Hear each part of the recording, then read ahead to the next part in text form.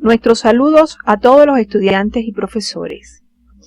En la actividad anterior, orientamos el estudio de las características morfofuncionales de los vasos sanguíneos, así como una serie de conceptos que les permitirán comprender la dinámica circulatoria. Las lesiones vasculares constituyen una causa importante de morbilidad y mortalidad en nuestro medio, muchas veces prevenibles por la labor del médico. En esta actividad orientaremos el estudio de las características morfofuncionales de la circulación mayor o sistémica.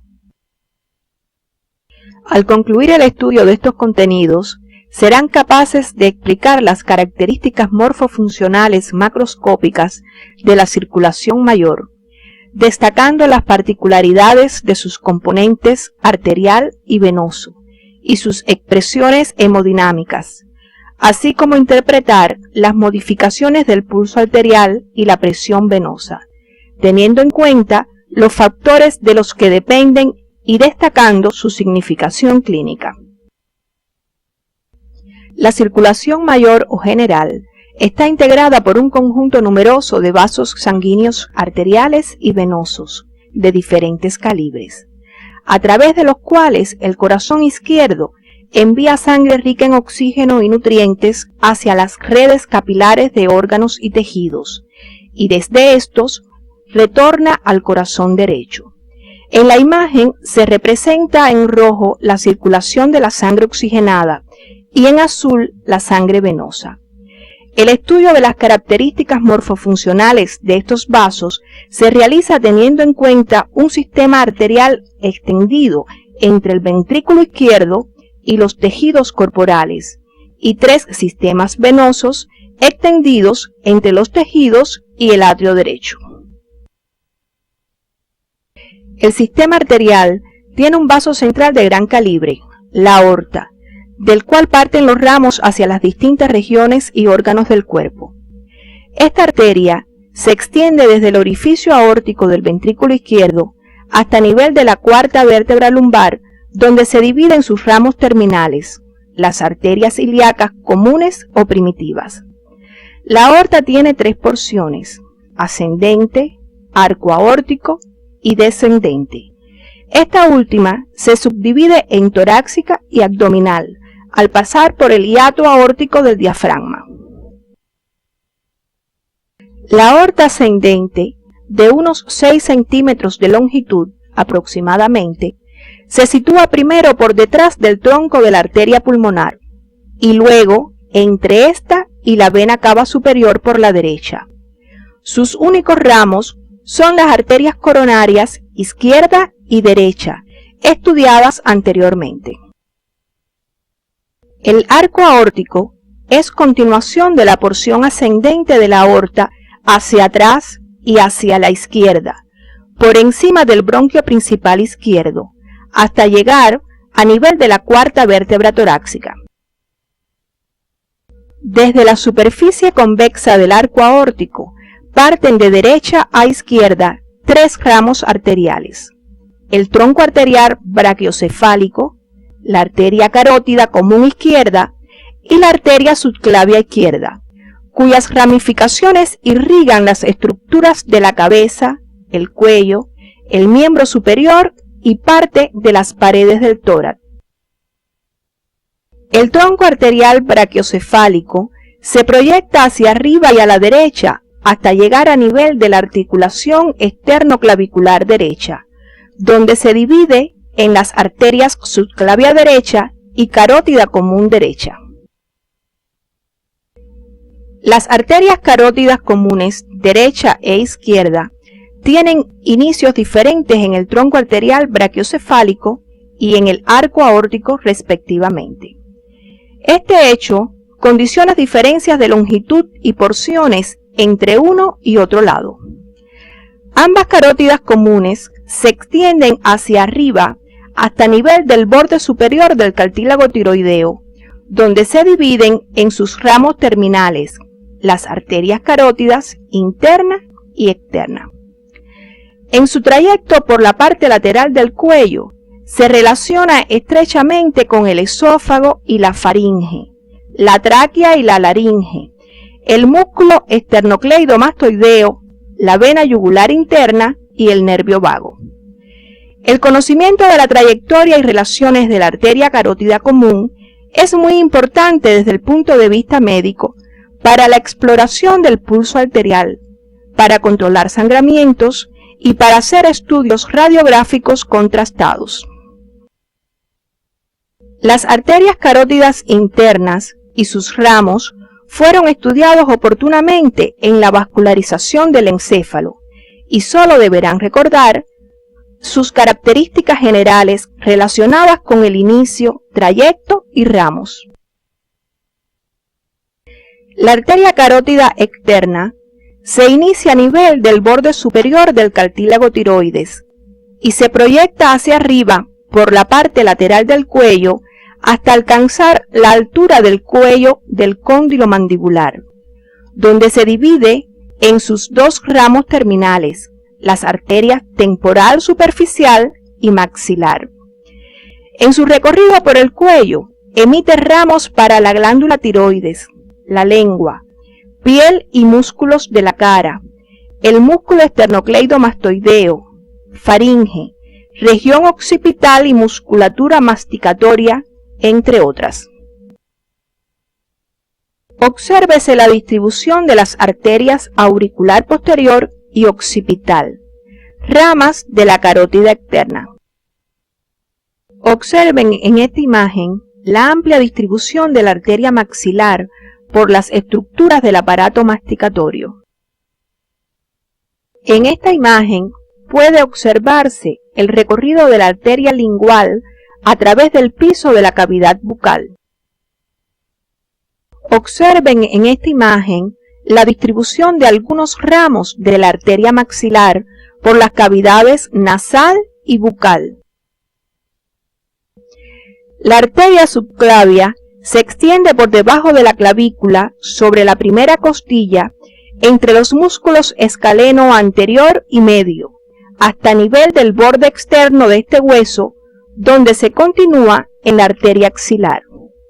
La arteria subclavia se divide para su estudio en tres porciones según su relación con los músculos escalenos, de las cuales salen ramos de menor calibre como la arteria vertebral, los troncos tirocervical y costocervical y la arteria torácica interna.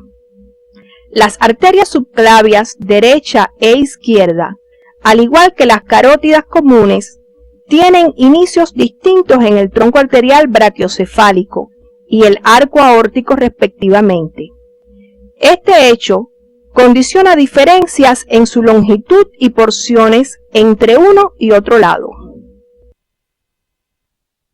Observen en esta imagen la disposición de la arteria subclavia del lado derecho entre los músculos escalenos anterior y medio.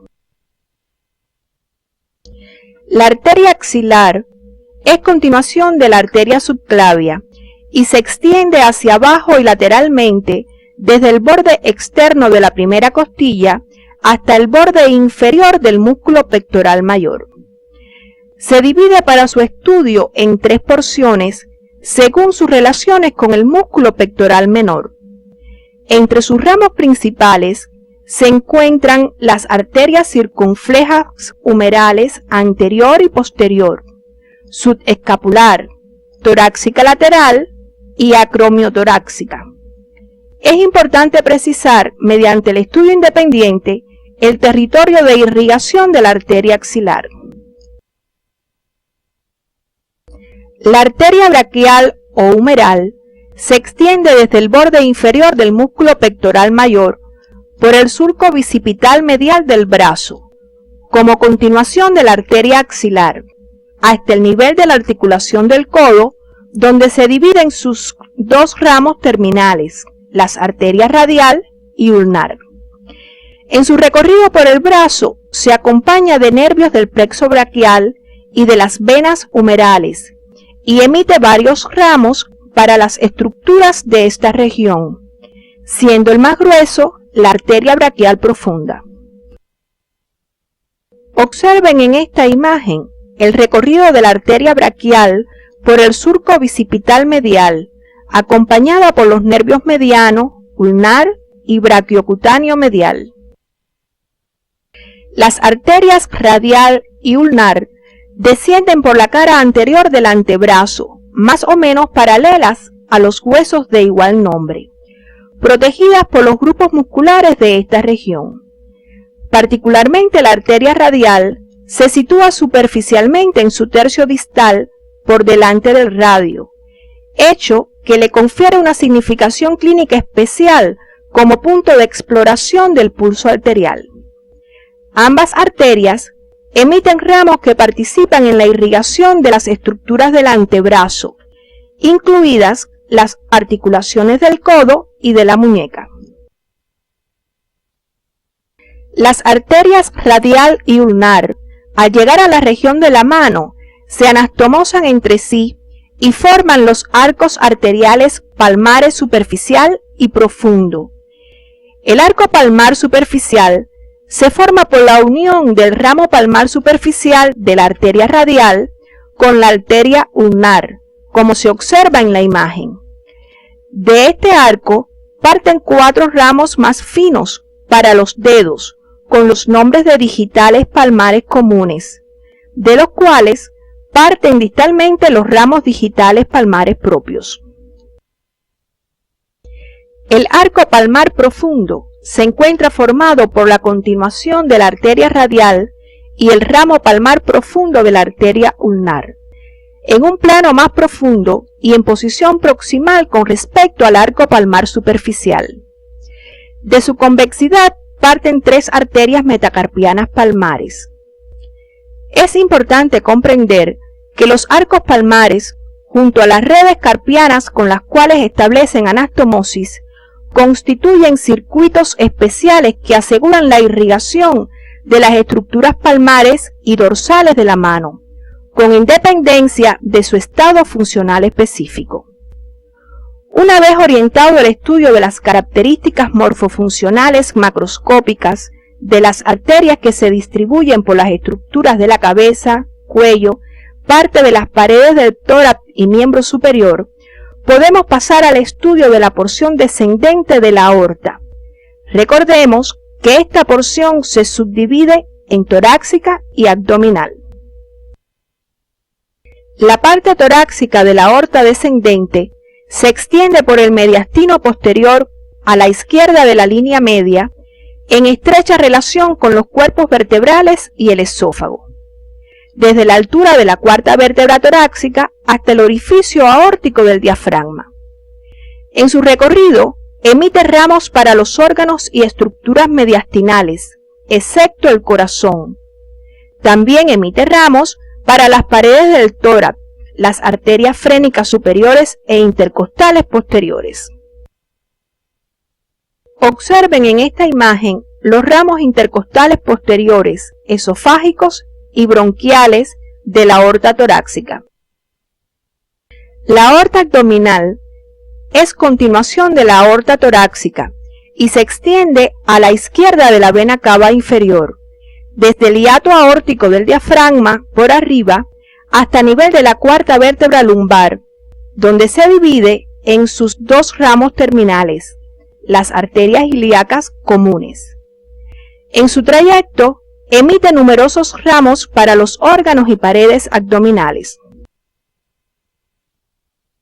Los ramos de la arteria aorta abdominal se dividen en parietales y viscerales según su distribución.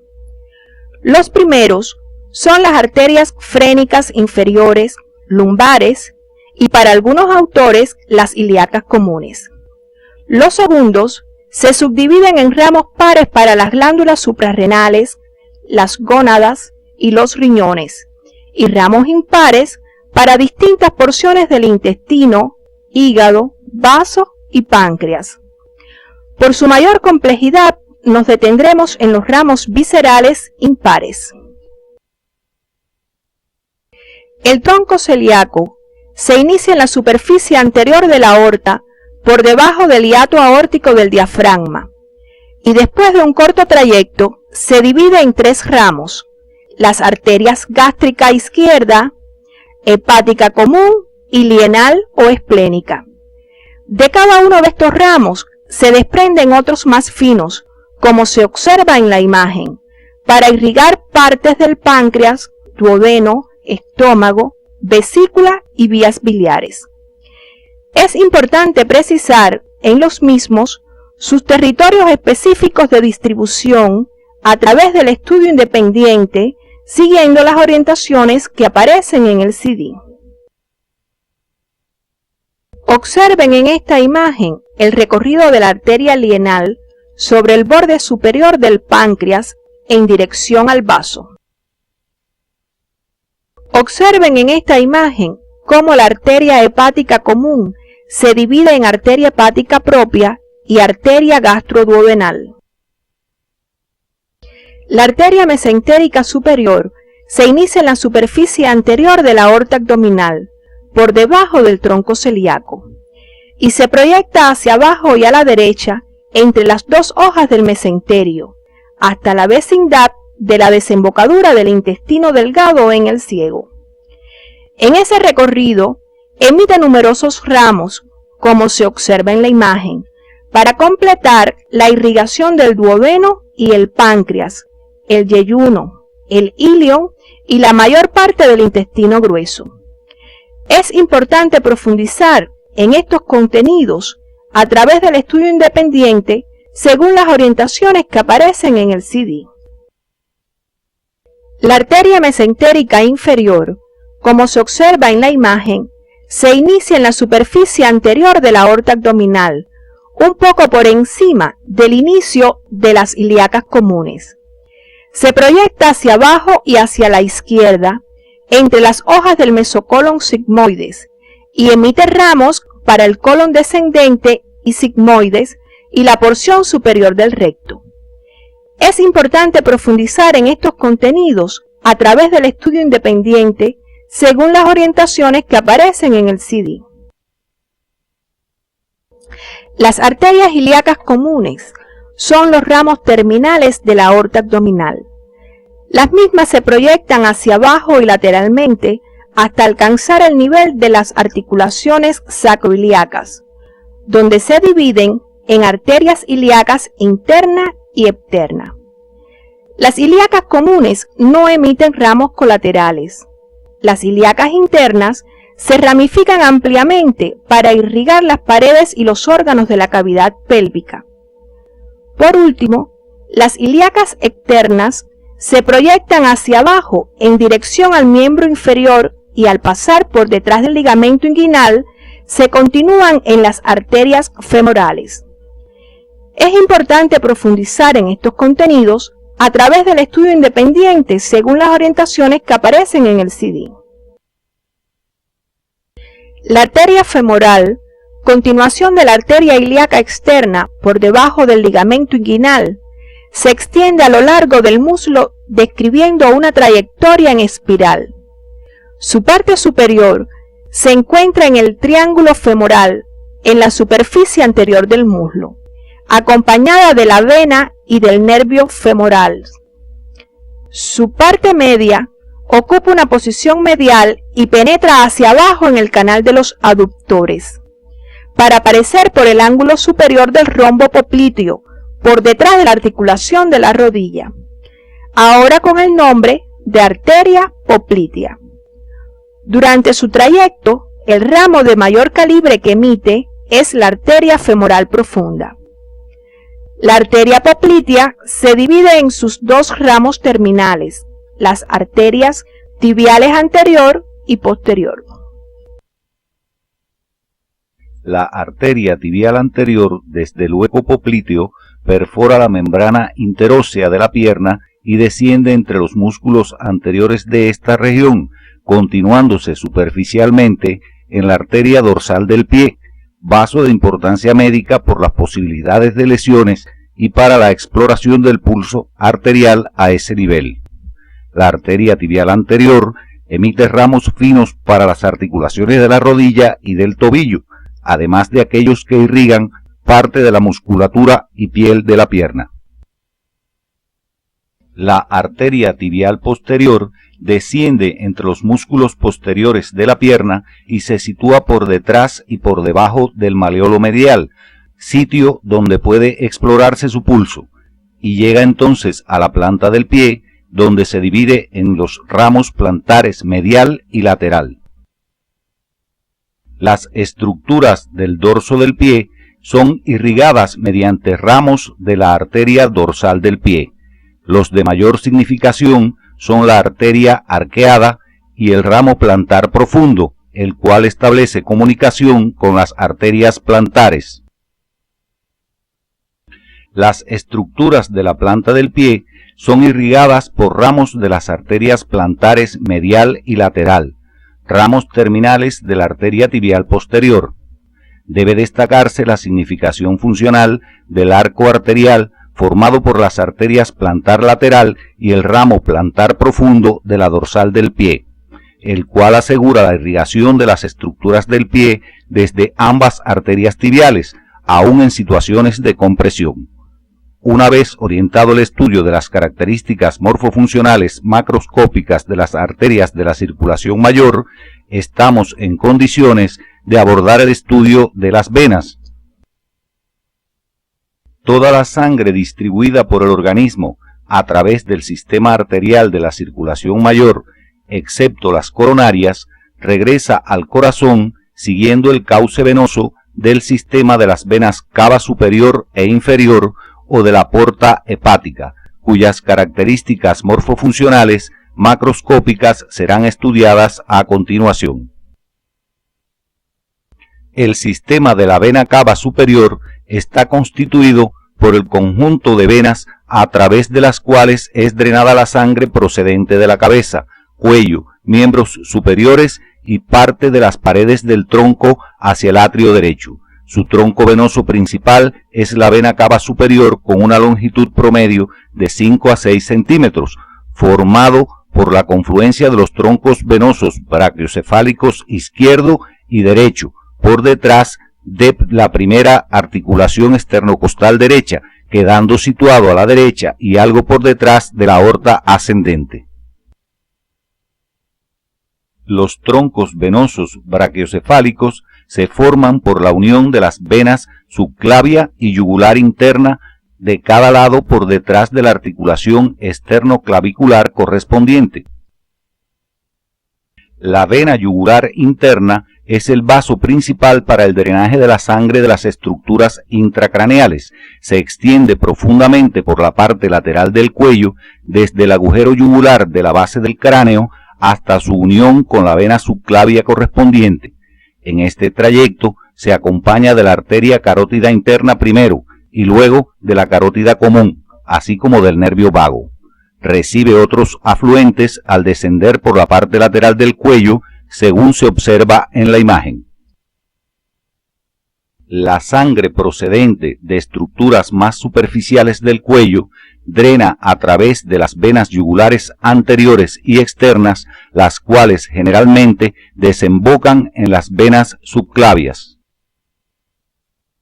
La vena subclavia es continuación directa de la vena axilar y drena la sangre procedente de los territorios irrigados por ramos directos de las arterias del mismo nombre, así como de la parte libre del miembro superior. Ambas venas se sitúan por delante y medialmente respecto a las arterias homónimas, en estrecha relación con el plexo braquial. La vena axilar se forma por la unión de las venas humerales de cada lado. A ella llega sangre desde la parte libre del miembro superior a través de venas profundas que acompañan en número de 2 a cada arteria y que llevan sus mismos nombres, y de una red de venas superficiales que se inicia en la parte distal del miembro. Las venas superficiales del miembro superior se inician en el dorso de la mano en un grupo de vasos más o menos cortos que confluyen entre sí y se organizan en sentido craneal en dos grandes venas situadas en los bordes medial o ulnar y lateral o radial del antebrazo, y después en el brazo en los surcos bicipitales lateral y medial, las venas cefálica y basílica respectivamente. La vena cefálica, situada en el surco bicipital lateral del brazo, desemboca en la vena axilar, mientras que la vena basílica se sitúa en el surco bicipital medial del brazo y desemboca en las venas humerales o braquiales que acompañan a la arteria de igual nombre. Es importante precisar que ambas venas superficiales se comunican entre sí por delante de la articulación del codo, mediante un tronco venoso llamado vena mediana cubital, en la cual desembocan otras venas más finas procedentes de la superficie anterior del antebrazo y la mano. Esta vena tiene gran significación práctica desde el punto de vista médico como vía para la extracción de sangre y la administración de medicamentos. Las venas ácigos y hemiácigos se inician en las venas lumbares ascendentes derecha e izquierda respectivamente, en la pared abdominal posterior, atraviesan el diafragma y acompañan a la columna vertebral por ambos lados en dirección craneal.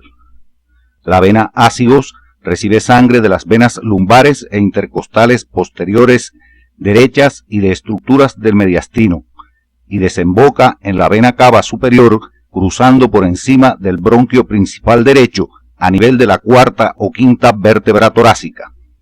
La vena hemiácigos recibe sangre de las venas lumbares e intercostales posteriores más inferiores del lado izquierdo, así como de estructuras del mediastino. Asciende por el lado izquierdo de la columna vertebral y a la altura de la séptima u octava vértebra torácica gira hacia la derecha y termina desembocando en la vena ácigos. Las venas intercostales posteriores más superiores del lado izquierdo drenan en la hemiácigos a través de la vena hemiácigos accesoria. El sistema de la vena cava inferior está constituido por un conjunto de venas de diferente calibre que permiten el drenaje desde los miembros inferiores, las paredes y los órganos de la pelvis, una parte de las paredes del abdomen y los órganos pares de la cavidad abdominal. Su tronco venoso principal es la vena cava inferior, la vena de mayor calibre del organismo, formada por la unión de las venas ilíacas comunes, situada a la derecha de la aorta abdominal y extendida desde el nivel de la cuarta vértebra lumbar hasta el orificio de la vena cava inferior del diafragma. Las venas ilíacas comunes se forman por la unión de las venas ilíacas interna y externa, a través de las cuales reciben sangre desde los órganos y paredes de la pelvis y de la parte libre del miembro inferior. Observen en esta imagen la disposición de los vasos venosos en la pared rectal y sus relaciones con la vena ilíaca interna. Tienen particular significación las venas del canal anal como sitio de asiento de dilataciones varicosas llamadas hemorroides. El drenaje venoso de la parte libre del miembro inferior se realiza a través de venas profundas y superficiales. Las venas profundas acompañan en número de 2 a cada arteria del pie y la pierna y en una relación de 1 a 1 para las arterias poplitea y femoral, como se ilustra en la imagen. Las venas superficiales se disponen por debajo de la piel conformando dos troncos venosos principales, safenas magna y parva. La vena safena magna se inicia hacia la parte medial del dorso del pie y asciende por la superficie medial de la pierna y del muslo hasta desembocar en la vena femoral a nivel del hiato safeno. La vena safena parva se inicia en la parte lateral del dorso del pie y asciende por la parte posterior de la pierna hasta desembocar en la vena poplitea. Entre ambas venas existen numerosas anastomosis y son sitio frecuente de formación de varices. El sistema de la vena porta hepática drena sangre procedente de los órganos impares de la cavidad abdominal, excepto el hígado, que lo hace directamente a la vena cava inferior. Su tronco venoso principal es la vena porta, formada por la confluencia de las venas mesentéricas superior e inferior con la lienal, por detrás de la cabeza del páncreas. la misma se proyecta hacia arriba y a la derecha entre ambas hojas del omento menor, acompañada de la arteria hepática y el conducto colédoco hasta atravesar el hilio hepático. Entre los distintos sistemas venosos estudiados se establecen numerosas anastomosis que se agrupan para su estudio en anastomosis cava-cava, anastomosis portocava superior y anastomosis portocava inferior. Es importante señalar que estas funcionan como vías complementarias y en ocasiones decisivas para el retorno venoso de determinadas regiones del cuerpo, cuando existe compresión de troncos venosos importantes como ocurre en el curso de la cirrosis hepática. Deben profundizar este contenido siguiendo las orientaciones que al respecto aparecen en el CD.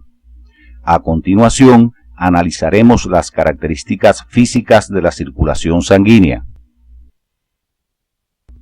El corazón funciona como dos bombas separadas, derecha e izquierda, que trabajan en serie. El corazón derecho, específicamente el ventrículo derecho, bombea sangre hacia los pulmones. Luego la recibe el corazón izquierdo que la bombea al resto del organismo. La sangre de retorno llega al atrio derecho. Observen además los vasos linfáticos asociados a la circulación sistémica que serán objeto de estudio en nuestra próxima actividad orientadora. La función de las arterias es transportar sangre a una presión elevada. Sus paredes vasculares son gruesas y la sangre fluye con gran rapidez. Las arteriolas son las ramas más pequeñas del sistema arterial. Tienen paredes muy gruesas y regulan el flujo de sangre a los tejidos, por lo que se consideran vasos de resistencia. En los capilares se ejecuta la función básica de la circulación, o sea, el intercambio de sustancias entre la sangre y líquido intersticial. Las vénulas recogen la sangre de los capilares y se reúnen gradualmente para formar venas de mayor calibre. Las venas son de paredes delgadas, conducen la sangre del retorno al corazón y actúan como reservorios de sangre. En la figura se muestra el porcentaje del volumen de sangre total presente en las distintas partes de la circulación. Observen que el 84% de todo el volumen se encuentra en la circulación sistémica y el 16% en el corazón y los pulmones. Del 84% del volumen de la circulación sistémica, el 64% se encuentra en el sistema venoso, un 13% en las arterias y solo un 7% en las arteriolas y capilares. En la imagen se muestran las áreas de corte transversal de los vasos de la circulación sistémica. Observen que si todos los vasos del mismo tipo se reúnen, la mayor área corresponde a los capilares y es precisamente en este sitio donde la velocidad de la sangre es menor, lo cual está en correspondencia con el intercambio que tiene lugar en los mismos. Así podemos resumir que el área de corte transversal es inversamente proporcional a la velocidad de la sangre. Como el corazón es una bomba pulsátil, la presión arterial fluctúa entre una presión sistólica de 120 milímetros de mercurio y una presión diastólica de 80 milímetros de mercurio, siendo la presión arterial media de 100 milímetros de mercurio. En la imagen pueden apreciar además que a medida que la sangre fluye por los vasos sanguíneos sistémicos, la presión va disminuyendo hasta hacerse cero a nivel del atrio derecho. Observen que la presión media disminuye relativamente poco en la aorta y las arterias de mediano y pequeño calibre en comparación con la caída brusca en las arteriolas, debido a que a este nivel se regula el flujo sanguíneo tisular dado por la gran resistencia de estos vasos al curso de la sangre. En los capilares la presión media es baja, lo cual favorece su función de intercambio. Luego disminuye hasta cero a nivel del atrio derecho. Podemos concluir que la caída de presión en cada parte del sistema vascular es proporcional a su resistencia. La figura muestra un registro de presión del pulso en la aorta. Observen que la presión sistólica sube bruscamente hasta alcanzar su valor normal de 120 milímetros de mercurio. Luego cae en la diástole hasta 80 milímetros de mercurio. La diferencia entre estas dos presiones de aproximadamente 40 milímetros de mercurio se denomina presión diferencial o presión del pulso. Existen dos factores principales que afectan la presión diferencial: el volumen sistólico y la adaptabilidad vascular, y un tercer factor menos importante que es el carácter de la eyección ventricular. En la imagen pueden observar que si aumenta el volumen sistólico, mayor será el volumen de sangre que tiene que acomodarse en la circulación y mayor será la elevación de la presión en la sístole y su caída en la diástole. En consecuencia, aumenta la presión diferencial. Por ejemplo, si aumenta la presión circulatoria media, aumenta el retorno venoso, el volumen sistólico y la presión diferencial. Si disminuye la resistencia periférica total, la sangre pasa más fácilmente de arterias a venas, aumenta el retorno venoso, el volumen sistólico y la presión diferencial. Si disminuye la adaptabilidad, mayor será el aumento de presión para un volumen sistólico dado, por tanto, aumenta la presión diferencial. Esta situación se presenta en la arteriosclerosis.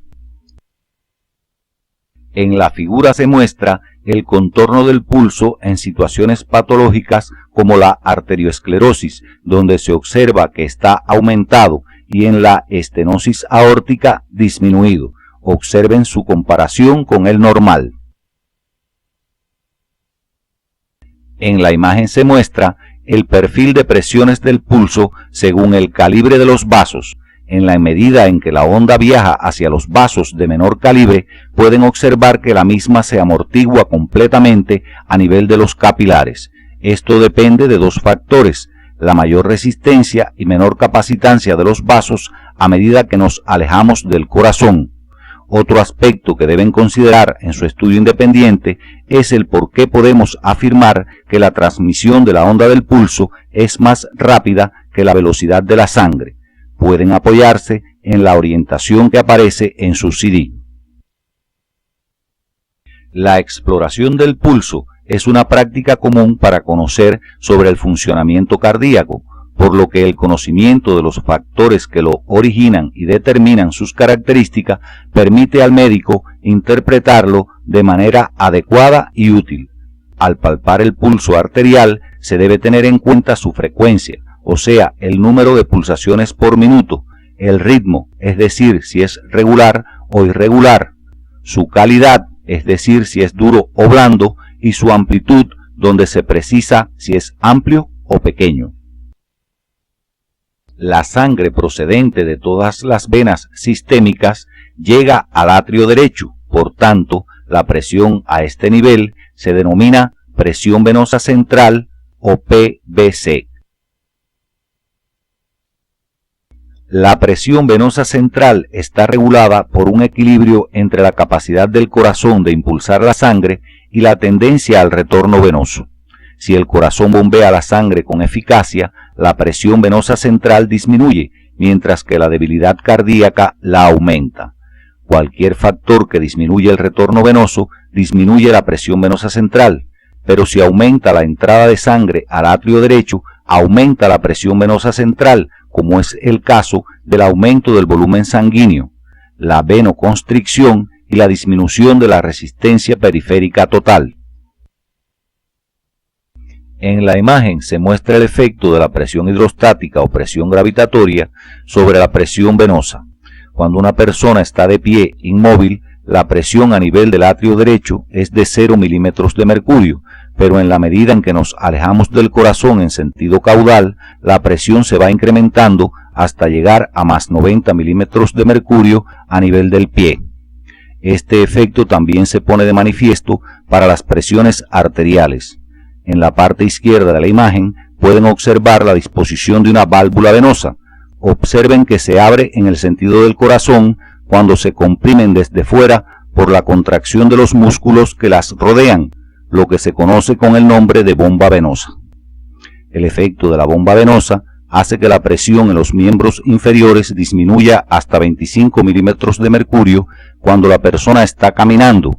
Sin embargo, cuando la misma no funciona, aumenta la presión venosa periférica, aumentando el diámetro de las venas, con lo cual las válvulas se hacen insuficientes, apareciendo las várices venosas. Después de orientado el estudio de estos contenidos, arribamos a las siguientes conclusiones. Las arterias de la circulación mayor conforman un sistema de conductos de ramificación continua que garantiza en condiciones normales la llegada de sangre hasta las redes capilares de todos los tejidos del organismo. Cada sistema venoso de la circulación mayor está relacionado con el drenaje de una parte específica del cuerpo, a la vez que las anastomosis existentes entre ellos les permiten funcionar como un todo. Las características del pulso arterial son expresión del estado funcional del corazón y los vasos sanguíneos. Las venas son vías de retorno de la sangre al corazón y por su capacitancia contribuyen a regular el gasto cardíaco y la presión arterial. En la actividad de hoy orientamos el estudio de la circulación sistémica o mayor con sus sistemas arterial y venoso, además de sus presiones, resistencias y los efectos que sobre ella tiene la presión hidrostática. La principal función de la circulación sistémica es el intercambio de sustancias entre la sangre y el líquido intersticial y se lleva a cabo a nivel de los capilares sanguíneos, los que se auxilian de los linfáticos para realizarla. La alteración de la función de los capilares sanguíneos y linfáticos puede dar lugar a la producción de edema, el cual es un signo que acompaña a diversas enfermedades. Las características morfofuncionales del sistema vascular linfático y la función de los capilares sanguíneos serán objeto de estudio en la próxima actividad orientadora.